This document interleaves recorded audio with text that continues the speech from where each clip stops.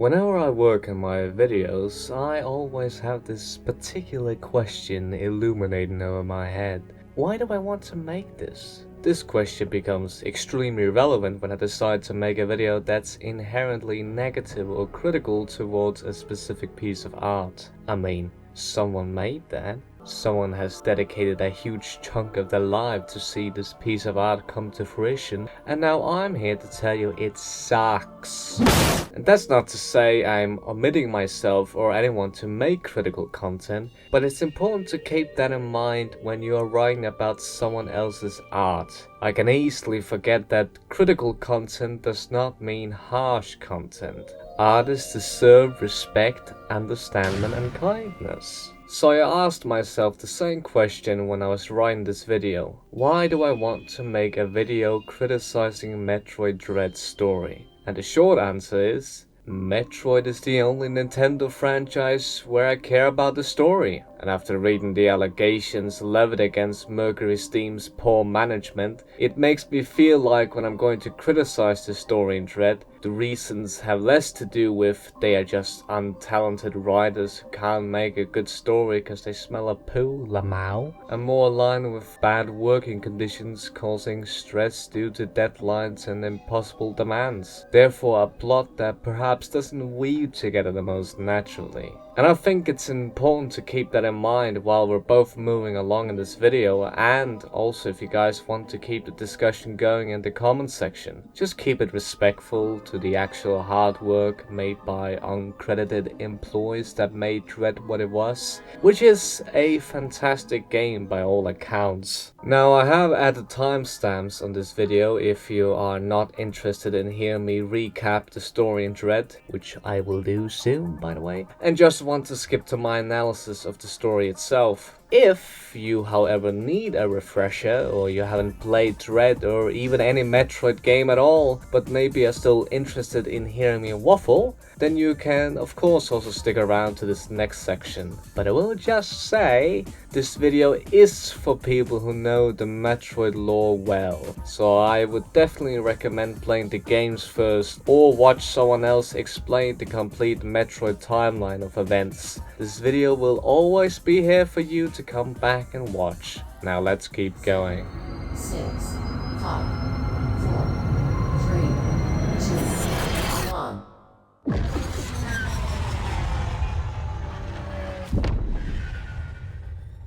Let's start by recapping the events happening in Dread. After the eradication of the last Metroids and X-Parasites following fusion, a video transmission gets sent to the Galactic Federation revealing one X-Parasite is still alive and hanging around on the planet Setia. Fearful of these hostile parasites, the Federation sends a dispatch of 7 Emmys, an operative investigation robot made from the strongest material in the universe. Shortly after their arrival, the communication with the Emmys were lost. Since the X-Parasites are extremely dangerous beings because of their ability to take over and replicate any living or dead host, the Federation hires Samus Aran, who is immune to the X-Parasites due to her Metroid DNA, to research what is happening on planet Setia. Shortly after landing and descending down the planet, she encounters a Chozo called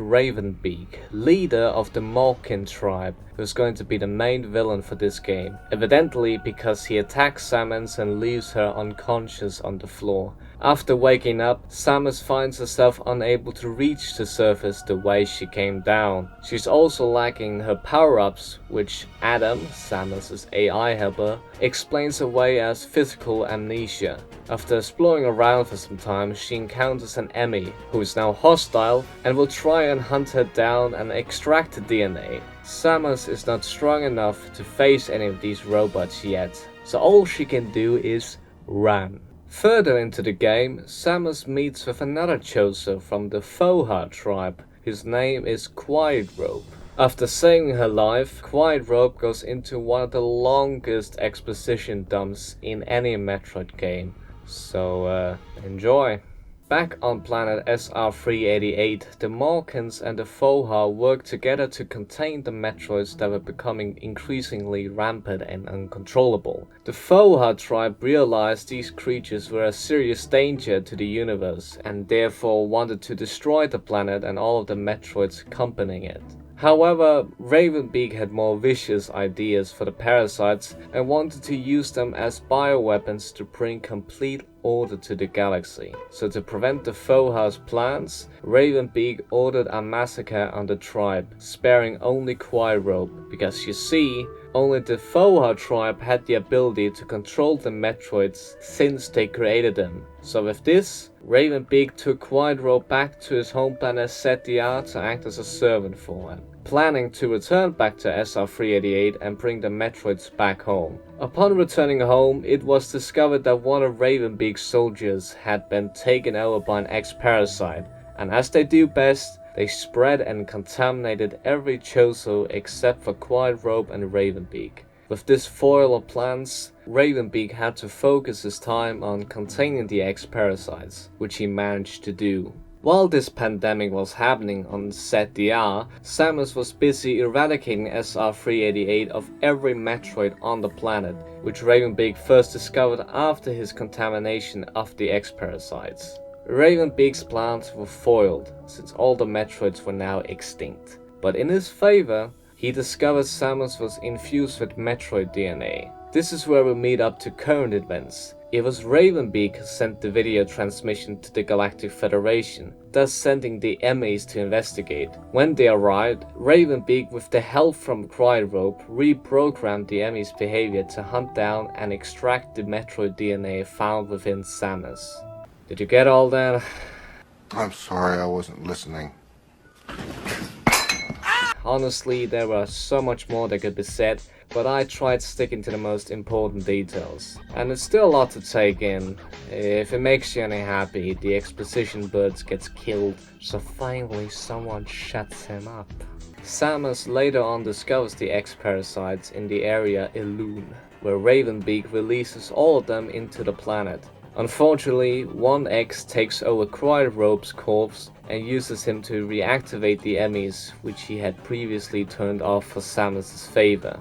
Close to the end of the game, an ME attacks Samus and is about to deal the finishing blow, when an unknown power emerges from Samus, completely killing the robot and sucking its energy out. You see, this unknown power has slowly been shown to take over Samus. In the beginning, it was just a simple surge of energy coming out of her body when she felt angry or threatened. But now she is unable to control herself, and the power is so great that it can literally destroy an enemy, a robot which is made out of the strongest material in the universe. A robot that Samus could previously not defend herself against, even with all the abilities she gained. What is this power?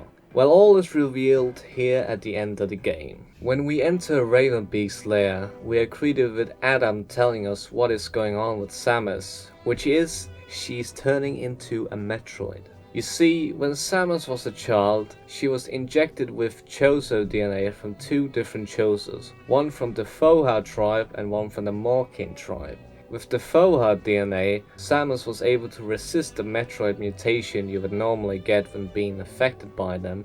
That explains how she survived being injected with the Metroid vaccine infusion. And with the Malkin DNA, Samus gained the physical prowess of a great warrior. The reason why the mutation is starting now in Samus is because when the flaw tribe created the Metroids, they were programmed to obey the flaws and resist the Malkins. Therefore, as Adam explains to Samus, it is very probable that your metamorphosis occurred as a result of Ravenbeak's attack.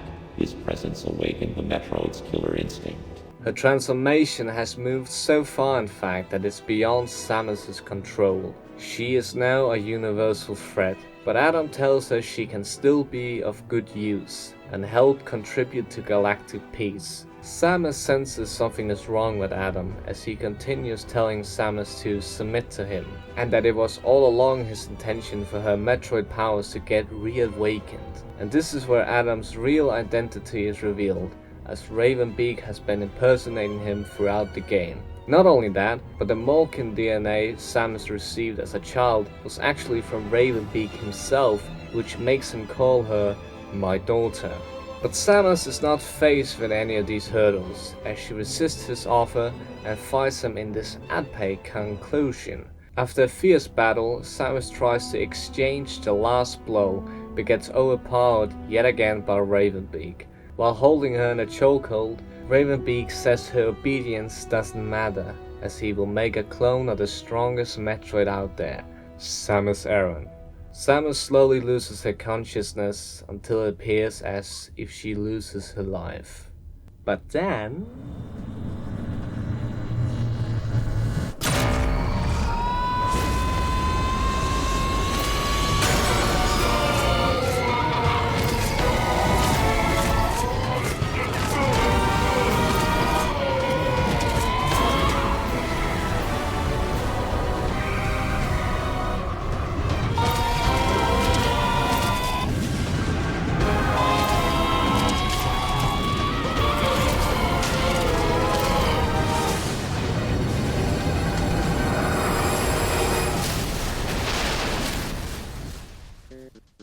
Samus completes her transformation, becoming a Metroid. In the same poetic vein, Beak gets infected by an X-parasite, but it doesn't matter as Samus nuts out Beak's pathetic life.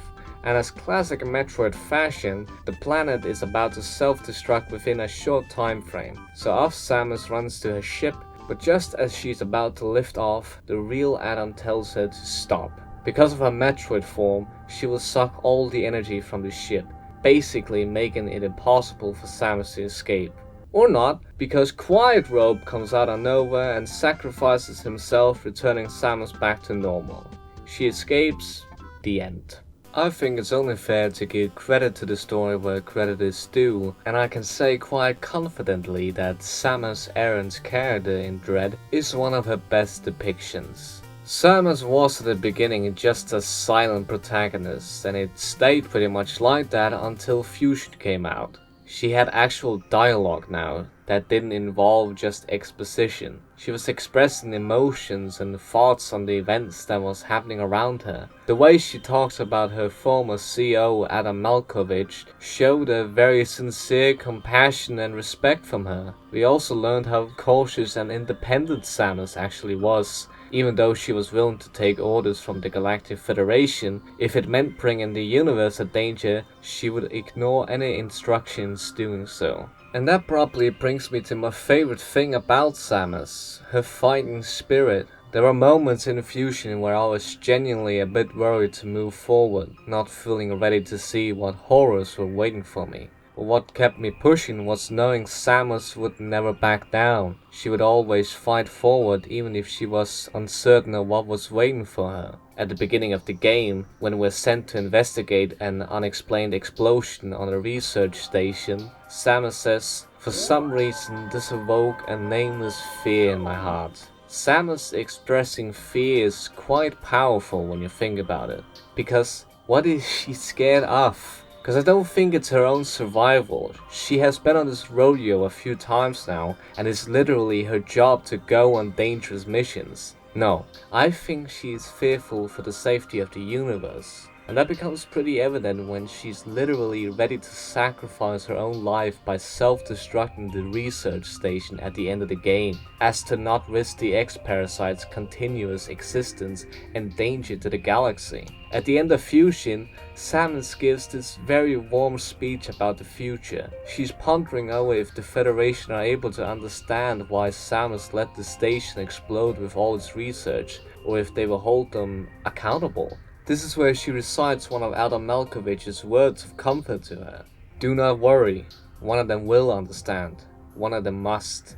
As she reflects on Adam's words, she understands the human mind's knowledge is limited to its experience. And as Samus says, but in the end, the human soul will ever reach for the truth. When I said I loved Samus's fighting spirit, I didn't mean that just in her ability to push through any danger she might face, but it's also in her constant belief that there is good out there, that from the ability to show kindness, she believes she can evoke the same thing in others. We see how that worked out when she spared the baby Metroid, and how that same Metroid saved her life twice, or how saving the animals on planet Samus also led to her life being saved at the end of Fusion. And probably most impactful, when Samus tells the AI Adam the courageous heart of the real Adam Malkovich, and his sacrifice to the galaxy. She was able to awaken the compassionate side of the AI Adam, which helped Samus take down the X-Parasites and ultimately save the universe alongside Samus.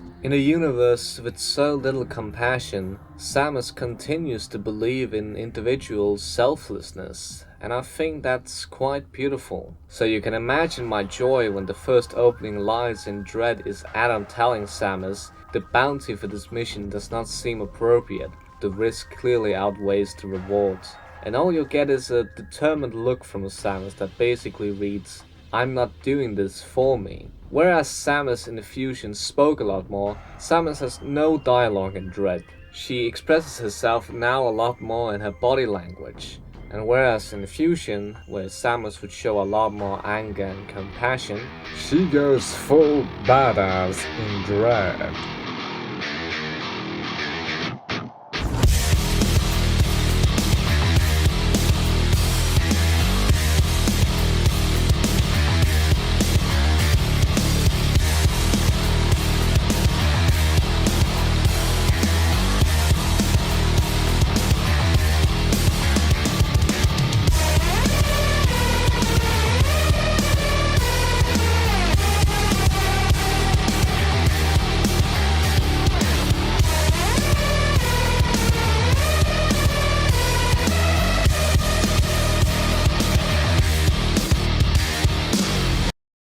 You can really sense now how unfazed she is with every new curveball and obstacle thrown in her way.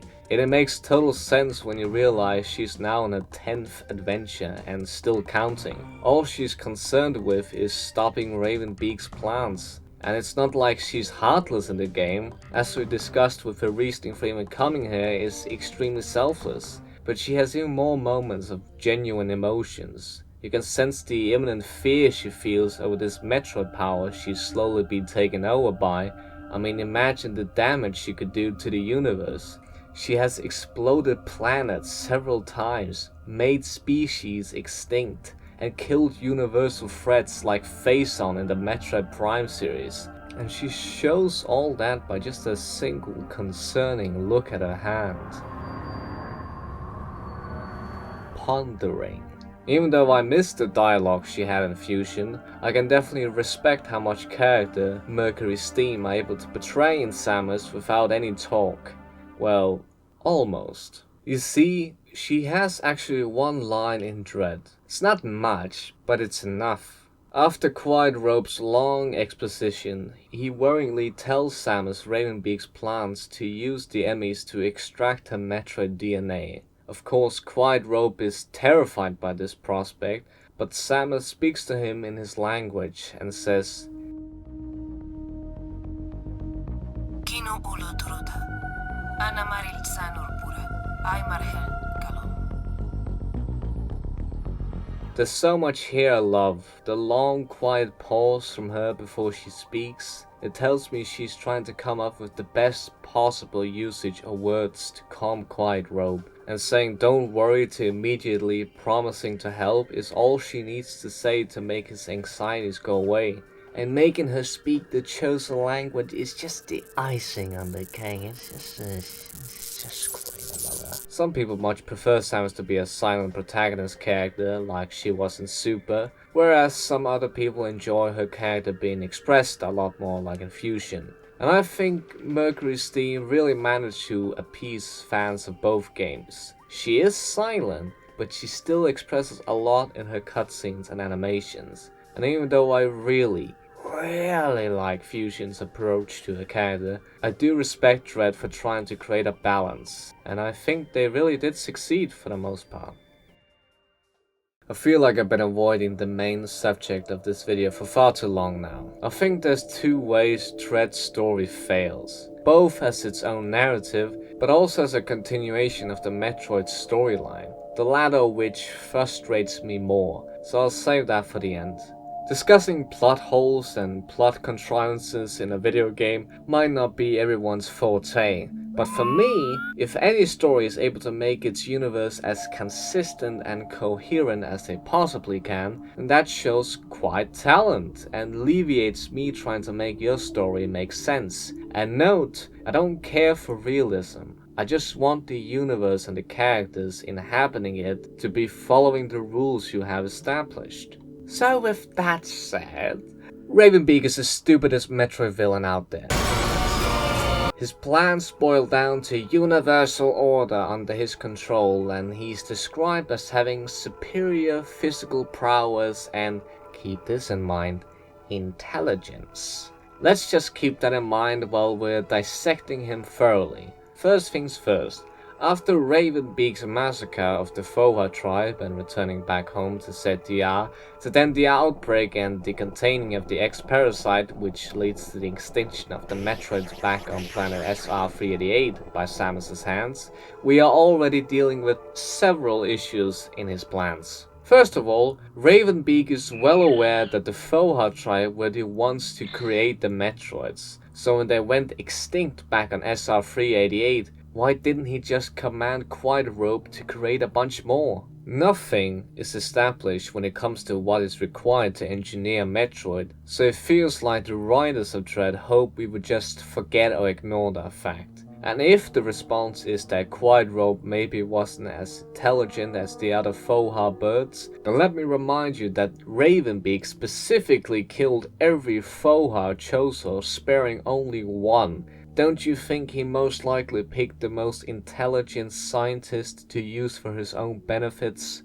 More than that, don't you think that Ravenbeak would command Quiet Rope to engineer something much stronger than the Metroids? Remember that the only reason the Flaw tribe created the Metroids was to battle the rise of the X-Parasites. They only failed to calculate that the Metroids would start to disobey their creators. But the story of the Chozos has always been that they have tried to use their intelligence and their scientific prowess to contain galactic peace. Therefore, their creations have always meant to be for the good. So imagine if someone tried to use the Faw's engineering for evil, and maybe that someone is Ravenbeak. But for some reason, we're meant to believe the Metroids are the most vicious and dangerous beings out there, even though we know full well the Chozos could create much worse bioweapons. Also, forcing Quiet Rope to engineer the Metroids would really help the extinction of the X-Parasites back on planet ZDR. Next up is Ravenbeak's change of plans, when he finds out that Samus has Metroid powers. Only, how did he know that? Actually, how did he know of the Emmys? And how did he know the Federation would send them down to ZDR to investigate? And how could he be so sure after that the Federation would hire Samus to look into it after they lost communications with the Emmys? It's almost like we're meant to believe Ravenbeak had some intel working inside the Federation handing him private information. But if that's the case, then the story needs to establish that. But you know what? I'll give Ravenbeak the benefit of the doubt and say this is a sign of his intelligence. What's not so intelligent is Ravenbeak trying to ally himself with Samus. Did he genuinely think Samus would join forces with him? I don't think he did, because after his fight with her, he reveals that he's just going to clone an army of her anyway. So why didn't he just capture Samus and extract her DNA, or just kill her and extract her DNA? He knows full well that his presence awakens the Metroid power within Samus, and he has seen firsthand how dangerous her power is. So why try and risk his own life by doing some stupid coalition that he knows is not going to work? Also, he killed Quiet Rope. Even if Ravenbeak managed to create an Samus-infused Metroid army, there's no way he could control them, since the only ones that could control the Metroids were the Fawha tribe. But now that he killed Quiet Rope, there's literally nothing he can do with an army of Samus-infused Metroids. Is that the reason he was trying to ally himself with Samus? Again, it just feels like the writing depends on his reader to forget everything that has happened in the story for it to make sense. And let's just briefly return to the killing of Quiet Rope. Why did Ravenbeak do that? I get Quiet Rope betrayed Ravenbeak by helping Samus out, so to get him back he killed him. But as we established, Ravenbeak needs a Chozo from the Flaw tribe to make his Metroid plan work. So why didn't he just kidnap Quiet Rope to some secure place and torture him as punishment? I guess we'll never know. I'm running out of tea. This is a great day to be alive. Kill me.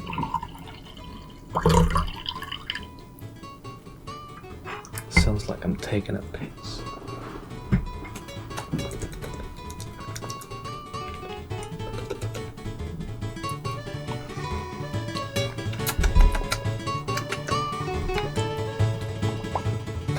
I really think Mergerstein bit more off than they could chew. You see, originally the Chozos had no two different tribes. They were all just some spiritual monks with a lot of intelligence who abandoned their original life as warriors. But when Mergerstein were greenlit to make the Samus Returns remake, they basically introduced the two different Chozo tribes, both the good Foha and the evil Malkins. If there's one thing I hate, it is when some unexplainable evil comes out of nowhere because we need a new evil to introduce to this series. It's not that it can't be done well. For example, the X-Parasites were first introduced in Metroid Fusion, and I think they were very well handled, and they didn't mess with the plot that much. It's fine to build your world and introduce key players along the road, but Ravenbeak is so forced in. He's supposed to be so intelligent, but he doesn't use Quiet Rope's ingenuity for anything. He keeps Samus alive for some arbitrary reasons that he doesn't seem to care that much about even, and it honestly makes him quite pathetic.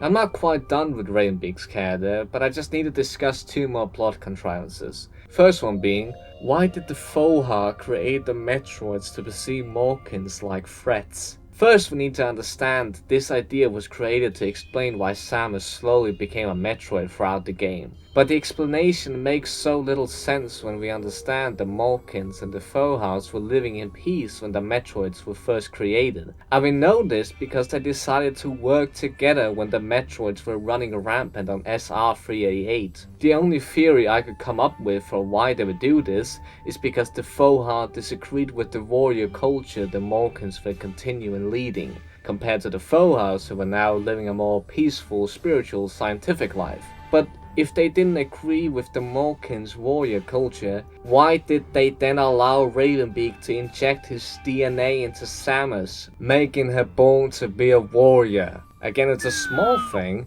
but the whole story is built on you not caring about the finer details that make up the story, and those finer details are just not that well explained.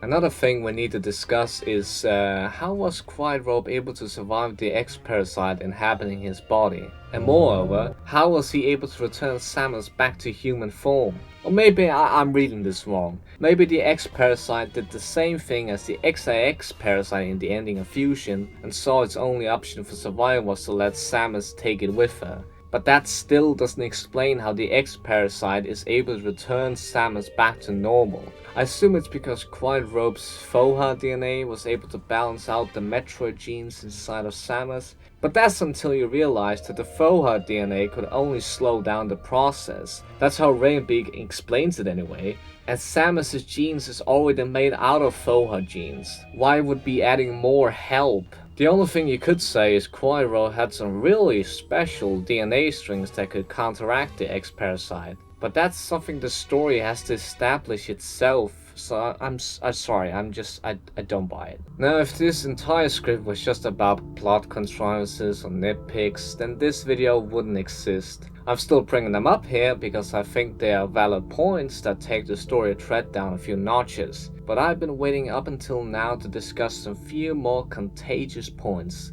Some things that actually annoys me quite a bit.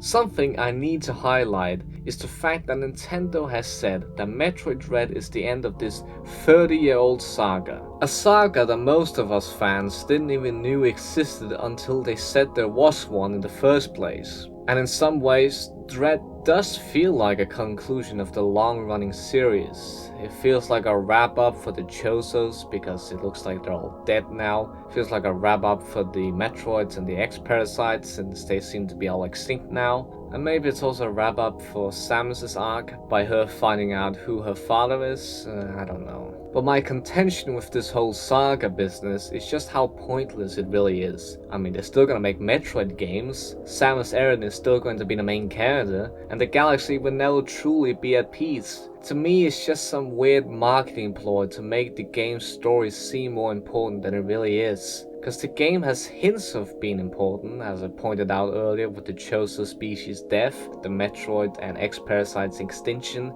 and Raven Beak's father reveal. But all of these plot points are quite unimportant when you really dig down, because what you will find is a story that has no idea what it wants to be. And I think the best place to start is with the game's biggest reveal, that being Raven Beak's "I'm your father" moment. To the naked eye, this reveal may seem significant. This was my first Metroid game, and when this happened I thought to myself, I don't quite get why this is important, but I assume Metroid fans are excited for this reveal. But then I became a Metroid fan and I realized, there's nothing here! For some context, Metroid Dread takes a lot of lore from the Japanese Metroid manga. I haven't read it myself, but I have gotten the most important plot points. Things Dread takes from the manga is like the Metroids being created by the Chosos. The Chosos were the ones to raise Samus up, and also the ones to inject their DNA into Samus. And it's specifically that last one I want to throw notice on. The reason the Chosos gave Samus their DNA was so she could survive the dangerous elements on their home planet Sebes, which was a hostile environment for humans like Samus to live on. And that's the key word, human. Samus is human.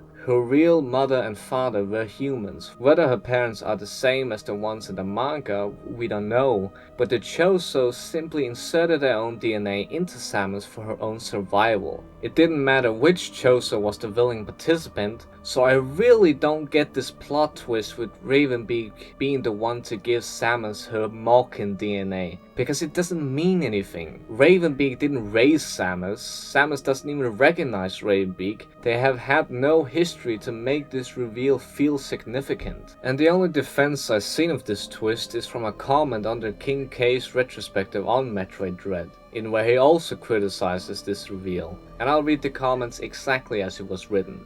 I thought it was pretty clear that Ravenbeak calling Samus his daughter is only there to further demonstrate how conceited he is, not a serious attempt at some sort of mind-shattering revelation. He gave this kid some of his DNA a long time ago, didn't think much of it, and now that she has become extremely relevant to his plans, he suddenly tries to claim ownership because that's the kind of dude he is. In one hand, I agree with the consensus that it gives Ravenbeak character, but I don't know how you can claim that it's not meant to be a serious attempt at some sort of mind-shattering revelation. Because from every angle you look at this reveal, it's so clearly being played up to be important. From the editing, to how Ravenbeak delivers the reveal, to the music. If it's not meant to be important, why is this happening at the end of the game, before the final epic fight of the game? Why is everyone's reaction to this reveal like it's something important if it really wasn't?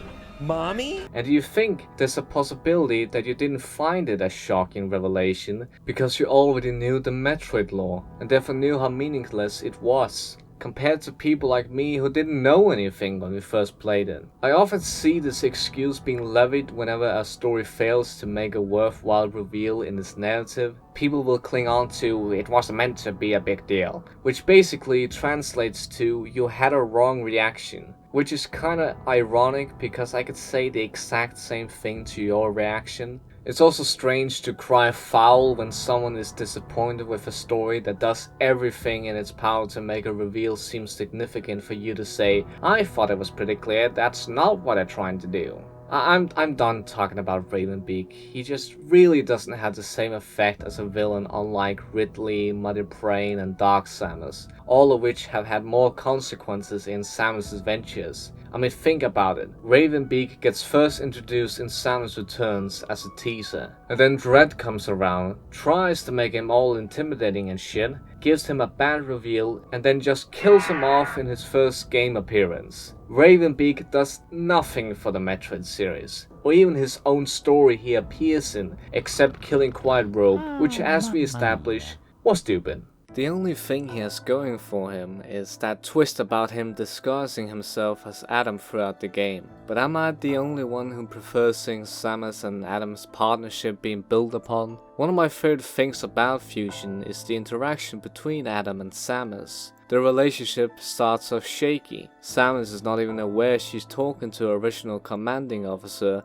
Adam Malkovich, whose brain now has been digitally programmed into an AI computer. However, Samus is still reminded by him and therefore names the computer Adam out of respect and, with some irony, for the real Adam Malkovich. Throughout the game, Samus starts to become more wary of Adam. She states from the beginning of the story that she doesn't like taking orders, especially from some computerized CEO, which makes her trust of the real Adam Malkovich more interesting. It was normal for Malkovich to end his orders to Samus with asking, "Any objections, lady?" She says regarding his way of referring to her as lady, from anyone else it would have sounded sarcastic, but Adam made it sound dignified. She also states that Adam knew Samus wasn't going to disagree with his orders, but it was a sign of trust they had with each other by still asking. She ponders then if she also can trust this computer. The answer becomes more difficult for us to answer when we find out the AI Adam is secretly being communicated with by someone from the Federation without Samus's knowledge, asking the computer if she's suspecting anything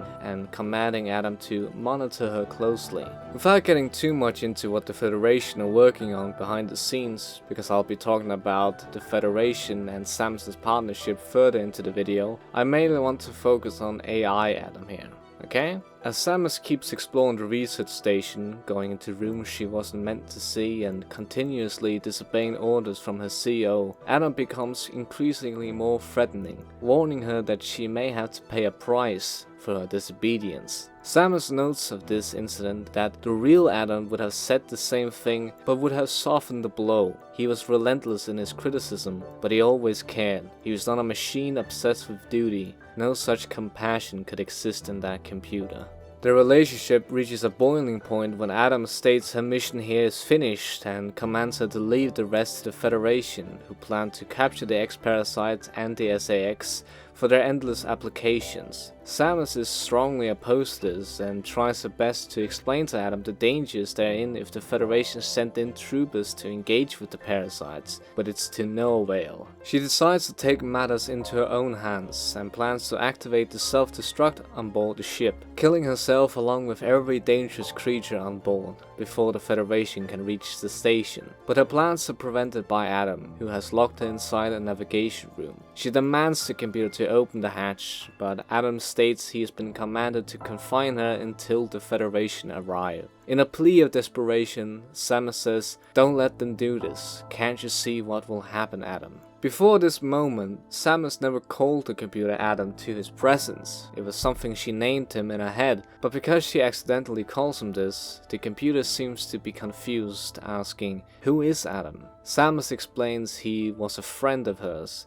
and the computer questions further, "What would this friend advise you to do now?" Which Samus responds with, he would know that the only way to end this is to start the self-destruct cycle. He'd know how important it is. The computer becomes more personal in his questions, asking, "Did this Adam care for you? Would he sit in a safe command room and order you to die?" Samus explains further, he would understand that some must live and some must die. He knew what it meant. He made that sacrifice once. Again, the computer speaking becomes more loose than before, almost mocking, asking, "So he chose life for you, our fair warrior Samus Aran. Your Adam gave his life so that you might keep yours." He says, almost reflective in his final thought, "For the sake of the universe." There's a quiet pause between them. "How foolish," says the computer. Angrily, Samus responds, "How dare you? How could you hope to understand, machine?" But the computer starts explaining how exploding the station wouldn't eradicate the X-parasites, due to the ship being in too high orbit from the planet in which the X still live on, meaning her sacrifice would be meaningless in the long run. But more importantly, he states that she would only succeed in removing the one obstacle to the galaxy ruin: yourself. You would ignore the simple fact and choose death. When Adam decided who would live, he chose incorrectly. Samus seems confused, but Adam goes on, and in his last words he says, "Samus, this is your last mission. Go to the operations room and adjust the station orbit's path to intercept planet SR-388. Samus's eyes lit up while the computer continues. Then, return to your ship and escape. Move quickly and stay alive. That's an order. Any objections, lady?" That's when we realize this is the real Adam Malkovich. His mind being programmed into a computer before his death, and with the help of Samus, he's able to remember again, or something. If I'm being fair, this explanation and the reveal itself is a bit contrived, so we can get an emotional reunion between them two. But I don't care that much, because it serves such a great bonding moment between them. The whole game has been alluding to this friendship Adam Malkovich and Samus had, having her talk about him in a way we've never heard her describe someone, anything before. So to hear Adam's tone in the computer become more warm, and seeing Samus's eyes lit up from pure amazement or joy, it's so heartwarming. And in the game's final moment, we reflect on how these two will continue their adventure in the next game, which is where we end up in Dread, and for some reason their friendship is just not there anymore. Even though I liked Samus's determination in the opening of the game, not caring about the bounty but more about the safety of the universe, I just don't think it makes sense for Adam to warn Samus about this. He knows the dangers of the X-parasite just as much as Samus does, clearly since he helped her eradicate them in a fusion. But him saying stuff like, "The bounty for this mission does not seem appropriate and the risk clearly outweighs the reward," makes it sound like he's trying to deter her from going on this mission. And more than that, it seems like he cares more about some stupid bounty than, galactic peace. I also just don't like how he talks in the game. I know Adam is a computer, therefore communicates in a very cold manner, and I don't mind that, but one of my favorite things in Fusion is the final confrontation between Adam and Samus. The scene made it a point to show Adam change when Samus was trying to reach him. He became more loose in his speak, even saying how foolish as a joke almost. One of the reasons I went through that whole scene together with all of you was to show how great that scene flows. Because this is the real Adam Malkovich, his personality being programmed into a computer, and Fusion's ending slowly reveals that with clever writing. But in Dread, you wouldn't be surprised if he was just a codeless AI giving commands instead of what he is, which is a friend of Samus. But all we get from Adam in Dread is purely in the opening and the very end of the game. And for the rest of the journey, we're meant to believe it's Beak disguised as Adam communicating with Samus. So the dialogue in Fusion is basically gone now. Adam is purely here to command Samus around and to help with the final twist of the game, which, if I'm being honest, is not that impressive. It's a cool twist, but that's all it is. It doesn't help it's Beak who's the guy behind the mask, the most illogical and irrelevant villain in the series, and it doesn't help to think about we could have gotten a game that further explored Adam and Samus' friendship instead of this. Honestly, Dread introduced so many new things, but in the end it all equates to nothing. Beak gets revealed in the opening of the game and dies at the end. Planet ZDR is introduced in the opening of the game and explodes at the end. Samus's Metroid powers are revealed at the opening of the game and goes away at the end. The X-parasites are introduced back at the opening of the game, but they're all gone at the end.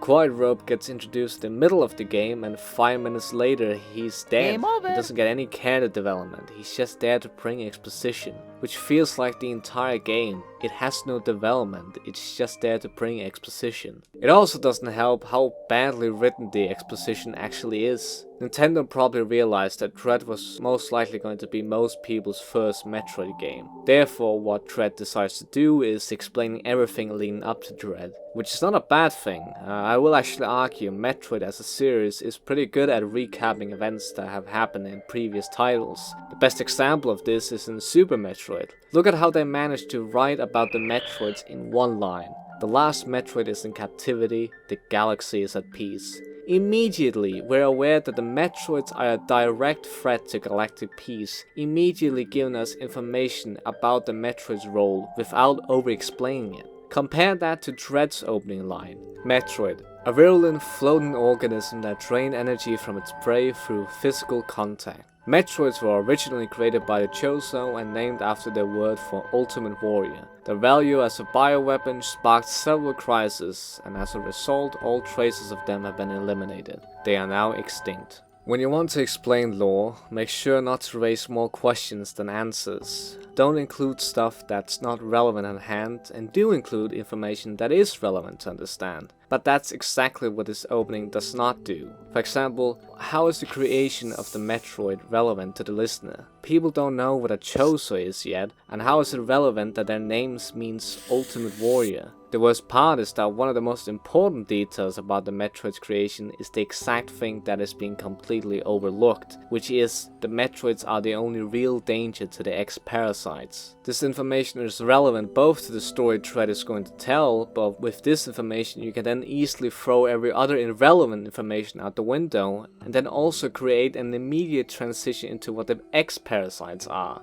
But in the entire paragraph about the Metroid's role in this universe, we are not getting the role of them in this universe. The only important detail they include is that their value as a bioweapon sparked several crises, and as a result all traces of them have been eliminated. They are now extinct. This information is relevant because further into the story we know that only Samus is infused in Metroid DNA, therefore making her very important to Raven Beak's plans. It's still not written all that well. They basically say the Metroids are extinct twice in one sentence instead of keeping it down to one. Then we move into what the X-Parasites are. I quote, X-Parasite, a gelatinous parasitic organism indigenous to the planet SR388. It could absorb the DNA of its host, living or dead, and replicate its form. When infecting a living host, it could even access the host's memories. X-Parasites were driven not by emotion, but by an instinctive need to replicate and spread to an increasingly stronger host. Their inability to be controlled marked them as even more dangerous than their sole predator, the Metroids. Like the Metroids, they are believed extinct.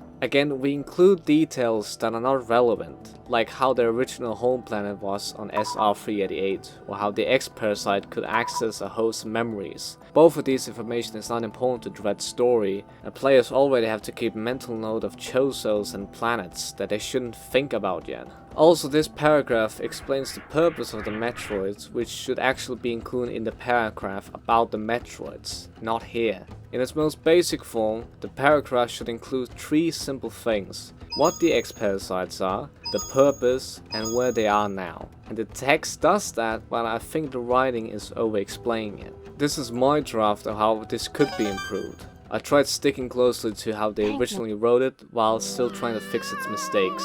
Metroid, a hostile floating organism that drained energy from its prey by physical contact. Their value as a bioweapon sparked several crises, and as a result, all traces of them have been eradicated. The Metroids were originally created as the sole predator of the X-Parasite. X-Parasites, a gelatinous parasitic organism. It could absorb the DNA of its host, living or dead, and replicate its form. The X-Parasites were emotionless creatures with the sole purpose to spread itself to the rest of the universe. More dangerous than the Metroids, they are also believed to be extinct. Notice how the only two words that people haven't heard about are Metroid and X-Parasites. There's no Chozos, no planet SR388. The irrelevant info is kept out of the text with the intent to make players understand what's going on. The rest of the prologue is also not the best. It does mention the most important story beats of Fusion that needs to be recapped, like Samus being infected by the X-Parasites, getting the Metroid vaccine injected into her, and exploding the BSL research station, subsequently eradicating the X-Parasite's existence. They do mention some irrelevant information like the SAX you fight in Fusion, but I'll forgive that.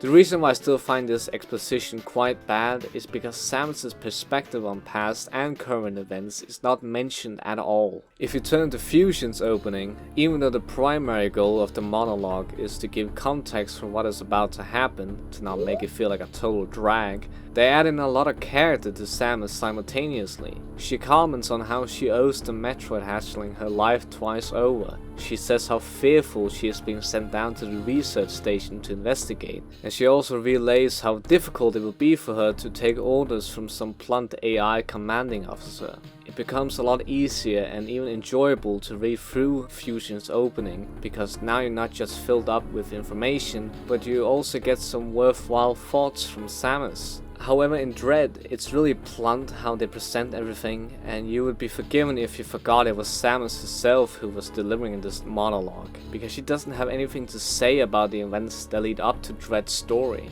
She doesn't showcase any worry for the return of the ex-parasites, she doesn't question who the sender of that transmission was, she has no comments on anything, and it makes me not want to engage with the opening to Dread ever. And I would be more forgiving of the opening if the rest of the game didn't continue dumping information on you with no subtlety. The most atrocious example being with Quiet Rope and his 4-minute long monologue. This comes halfway into the game, and by this point we've already been spoon-fed information dumped several times by Adam. So this exchange with Quiet Rope could have been a great narrative moment with more worthwhile dialogue, questions, or thoughts between Samus and Quiet Rope to be shared, but what we get is purely more lore dump, and I find it a complete waste of my time. The Chosos have always played a major part in the series, and their entire story has always fascinated me, but we never actually talked with one. So when Dread revealed that we were actually going to see these bird people for real, I was genuinely exciting, and meeting Quiet Rope should also mean a lot to Samus. She was raised by Chosos, and even saved by them. She most likely looks at them as family, so the fact that Samus doesn't seem to particularly care for Quiet Rope's appearance, and he's also just here to explain more lore, I find it quite disappointing.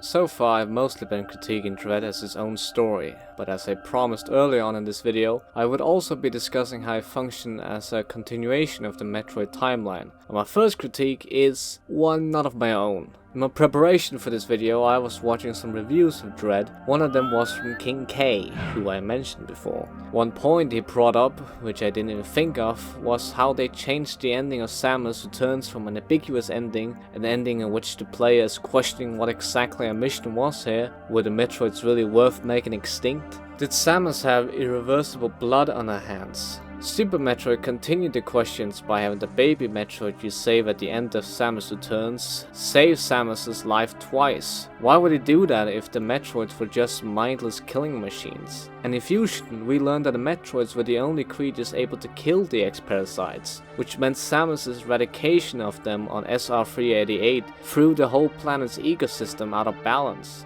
Again questioning our actions in this now multi-layered narrative they keep building onto. But in Dread, Quiet Rope basically explains to Samus that it was in fact a good thing she killed all the Metroids, because Beak had plans to use them as bioweapons. The problem with this is something I will just directly quote from King K himself, because he's quite on point. It just robs a lot of the emotional weight from some of the things that happened to Samus, because now, well, even if she did do some questionable things, that's okay because at least Beak couldn't come and take over the universe. It just feels sad that Mercury's team can understand so much of what makes Metroid as a series special, down to the finer details. But when it comes to the story, it's like they feel hindered by what the previous games have been telling, so they just write some things off or change it so they can tell their own narrative. And this could not be more evident than the complete disregard for Fusion's role in the series. I would like to take you on a journey of the partnership between Samus and the Federation in the Metroid timeline. Metroid lore is sometimes pretty open to interpretation, and we're not really sure anymore if Metroid Other M is still considered to be canon. But from what we know of Samus' character, it's safe to say that since she's willing to accept missions from the Federation, she believes they're trustworthy and not wishes in their plans to create galactic peace. I mean, yeah, Samus is a bounty hunter, but that doesn't mean she negotiates with anyone for a quick bag,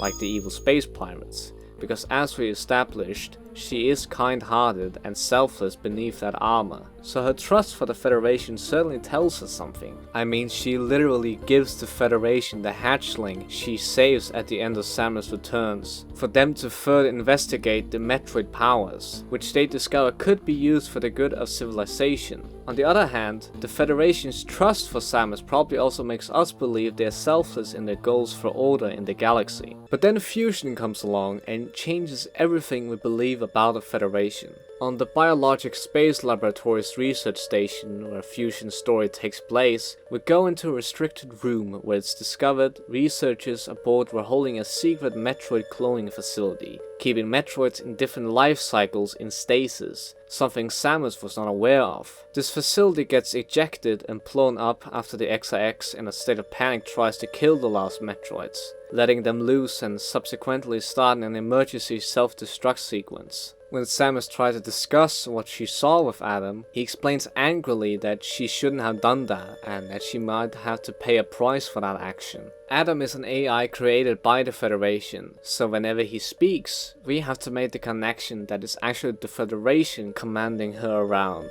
And this is the first sign of them being quite opposed to Samus, talking to her more like a troublemaker for discovering and thereupon destroying the Metroid cloning program. Even though we know and Samus knows the dangers of the Metroid's power in others' hands. But Adam explains it away by telling Samus they were doing the program purely for peaceful applications. But that's not where it ends. Later on in the game, Adam commands Samus to prepare for evacuation and lead the rest for the Federation. Apparently they have taken a keen interest in the X-Parasites and the SIX, believing they hold endless potential. Samus is strongly opposed to this, as she's seen at first hand the X-Parasites are far more dangerous than any Metroid and will most likely take over any trooper the Federation tried to send, and subsequently will spread to the rest of the galaxy, ending civilization as we know it. Adam, or the Federation, ignores her warning and decides to lock her in the navigation room to prevent her plans to self-destruct the research station up,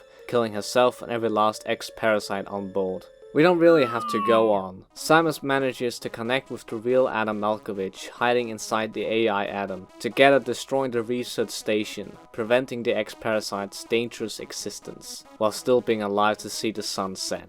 The real kicker to all of this is Samus's reaction to everything she has seen. She talks about if the beings of the universe will understand why they did what they had to do. And I'm pretty sure she's talking about the Federation specifically, because she says they will hold tribunals and investigations, they will hold us responsible. What I love about this is the fact that Samus's mistrust of what the Federation were doing had nothing to do with what they tried was genuinely galactic peace. We don't know, maybe they were holding secrets from Samus and keeping close eyes on her because they were just afraid she wouldn't understand their plans to use the Metroid, X-Parasites and the SAX for peaceful applications. It's hard to say, and that's what I like. Samus doesn't make decisions we have to agree with, it just has to make sense for her character. She has seen firsthand with the space pirates how trying to experiment and research parasitic dangerous life forms has led to planetarian destruction. If she so much believes there's just a smidgen of a chance that the Federation's plans could cause galactic distress, then she would absolutely prevent it, and the Federation doesn't seem to hold those same morals. What I also like about this story thread, besides it working well in the narrative Fusion is trying to tell, is how future Metroid games have the chance to play off this ending.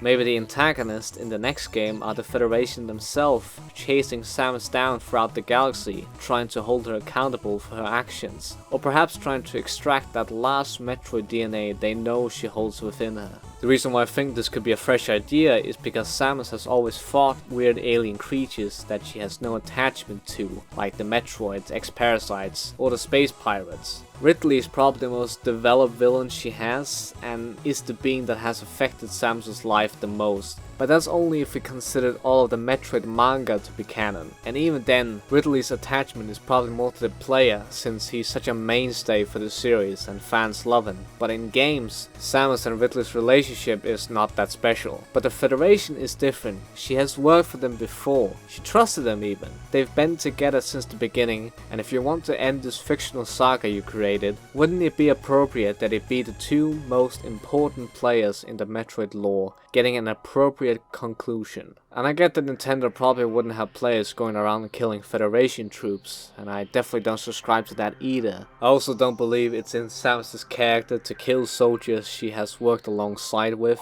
especially because she most likely realizes the Federation service don't know half of the orders they are taking, making them innocent in her eyes, but I think you can work around that. What I think is most important, however, is that the next installment in the series just simply responds to this plot thread and doesn't throw it out the rubbish.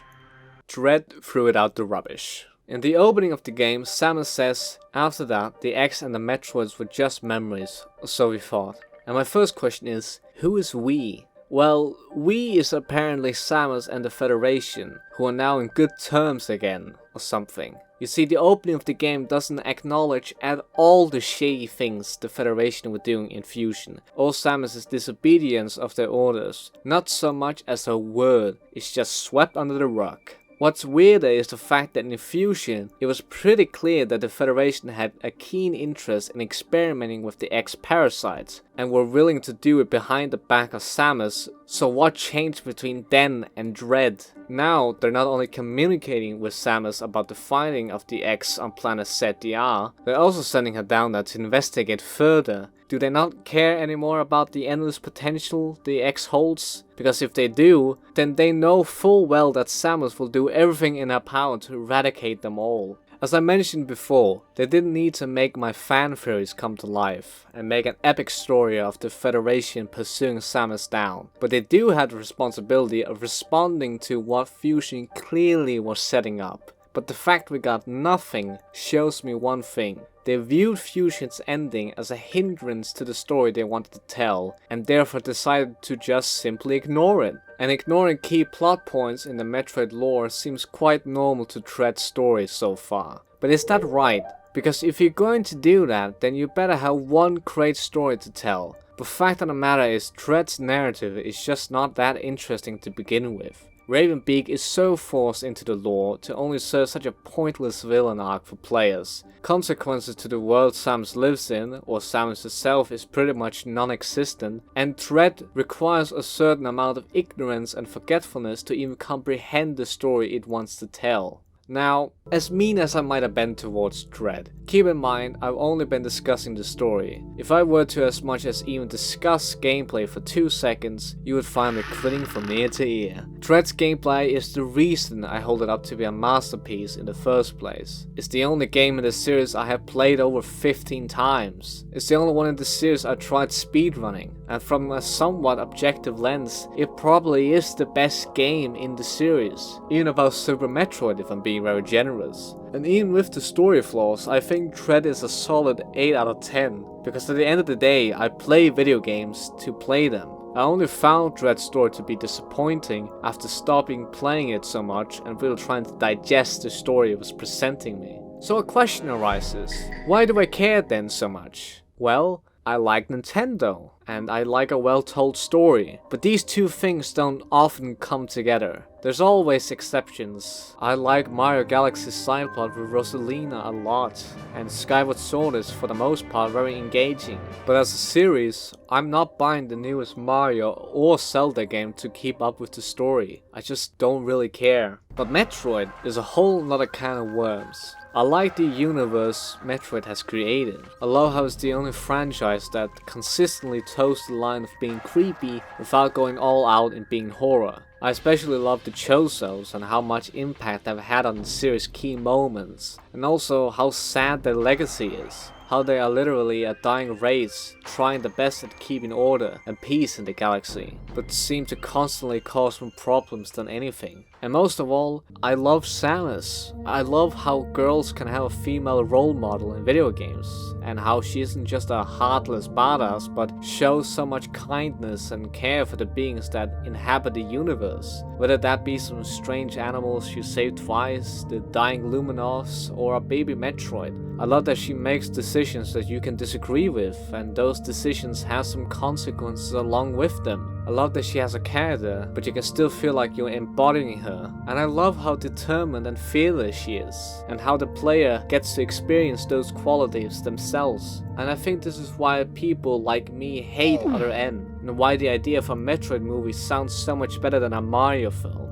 And it's also why I find Metroid Dread's narrative to be so disappointing and worth criticizing. Because as lucky as we were not to see Samus's character being butchered, I'm also just sad to see her journey for one of the first times not being that important in the long run. This isn't going to be Samus's last rodeo, fortunately. We still have Metroid Prime 4 to look out for, whenever that decides to show its face. We might very likely get a new 2D Metroid based on how Dread is the highest sold in the series, which is quite nice to see since it's a series that never has sold all that well. And with the new Metroid Prime remaster, we might as well get Echoes and Corruption remastered as well, introducing the Prime series to a completely new set of fans. I'm just happy Nintendo is giving Metroid the love it deserves. And I'm also happy Dread exists, because it is that good and you should play it. But while you do, maybe it's worth thinking about what could have been.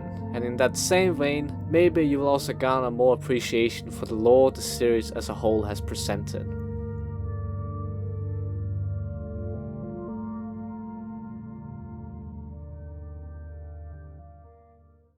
Well, that's all from me then. If you're hungry for more lengthy analytical shite like this, I can recommend the last video I did on Bowser's Fury. If you're however are hungry for more Metroid video essays, then I have some links down below for some great videos made by Liam Triforce, King K and Doer Stuff. All in different styles and formats, so I hope you enjoy. I've also started adding the scripts I write for these kinds of videos. They're not always accurate to what appears in the final video. I always end up editing something out or changing some parts of it the last minute. But the original Google Doc script is down below in the description for you to read.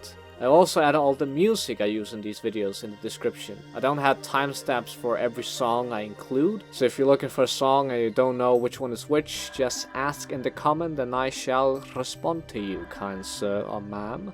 But that's all from me. Hope you enjoy, keep the discussion going in the comments, and be respectful and nice. See ya.